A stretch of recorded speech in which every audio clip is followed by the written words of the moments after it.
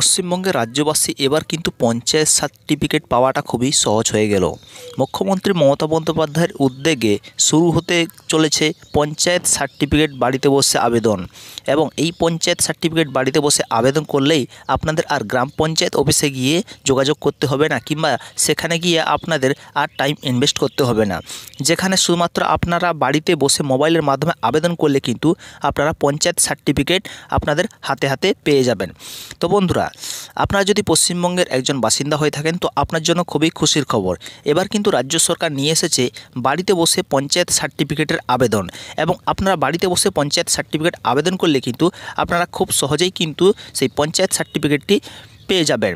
তো কিভাবে আপনি আবেদন করতে যাবেন এবং কি প্রসেসিংয়ের মাধ্যমে আবেদন করতে হবে সেটি জানতে হলে আজকের এই সম্পূর্ণ ভিডিওটি দেখতে থাকুন।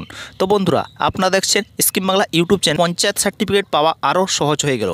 আবেদন করলেই অনলাইনে কিছুদিনের মধ্যেই আপনারা কিন্তু পঞ্চায়েত সার্টিফিকেট পেয়ে যাবেন। 6 ধরনের সার্টিফিকেট পাওয়া যাবে অনলাইনে। আগে মানুষকে সার্টিফিকেটের জন্য পঞ্চায়েত অফিসে গিয়ে দাঁড়াতে হতো লম্বা লাইন করে। সেই হয়রানির দিন এবার কিন্তু শেষ। আর হয়রানির শিকার হতে হবে না সাধারণ মানুষকে। পঞ্চায়েতের ব্যবস্থার মাধ্যমে ডিজিটালাইজেশনের মাধ্যমে এবার খুব সহজেই গুরুত্বপূর্ণ হতে চলেছে এই উদ্যোগ। মোট 6 ধরনের সার্টিফিকেট আপনারা পেয়ে যাবেন এখান থেকে। যেমন জাতিগত শংসাপত্রের জন্য আপনারা প্রধানের শংসাপত্র রয়েছে, ডিস্ট্যান্স সার্টিফিকেট, 3 নম্বর রয়েছে ক্যারেক্টার সার্টিফিকেট, এবং 4 নম্বর রয়েছে ব্যক্তিগত পরিচয়পত্রের সার্টিফিকেট, 5 নম্বর রয়েছে রেসিডেন্সিয়াল সার্টিফিকেট, এবং 6 নম্বর রয়েছে ইনকাম সার্টিফিকেট। অর্থাৎ এই সার্টিফিকেটগুলির জন্য আপনার কিন্তু আর পঞ্চায়েত অফিসে যাওয়ার দরকার নেই।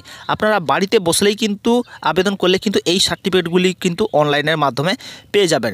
এবং এক্ষেত্রে আপনার যেই কাজটি করতে হবে সেটি হচ্ছে আপনাকে মোবাইলের মাধ্যমে একটি সরকারি অ্যাপ্লিকেশান ডাউনলোড করতে হবে। সেই অ্যাপ্লিকেশান ডাউনলোড করার পরে যেই সার্টিফিকেটটি যেই সার্টিফিকেটের জন্য আবেদন করবেন সেই সার্টিফিকেটের উপরে ক্লিক করবেন। ক্লিক করার পরে আপনার প্রথমে ডকুমেন্ট চাইবে। ডকুমেন্টের মধ্যে আপনার কিন্তু লাগবে মোবাইল নাম্বার এবং আপনার আধার কার্ড।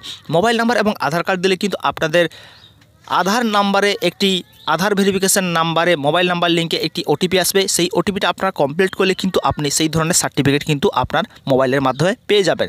এবং ওই সার্টিফিকেটটা আপনি কিন্তু ডাউনলোড করে নিতে পারবেন। তবে পঞ্চায়েতের তরফ থেকে কিন্তু এমন ধরনের অফিসিয়াল ওয়েবসাইট এখনও পর্যন্ত লঞ্চ করা হয়নি। যখনই লঞ্চ হয়ে যাবে তখনই কিন্তু আমি আপনাদের সঙ্গে ভিডিওর মাধ্যমে তুলে নেব। তো পঞ্চায়েতের এই উদ্যোগ বা রাজ্যের এই উদ্যোগে আপনার কি মতামত অবশ্যই কমেন্ট করে জানাবেন।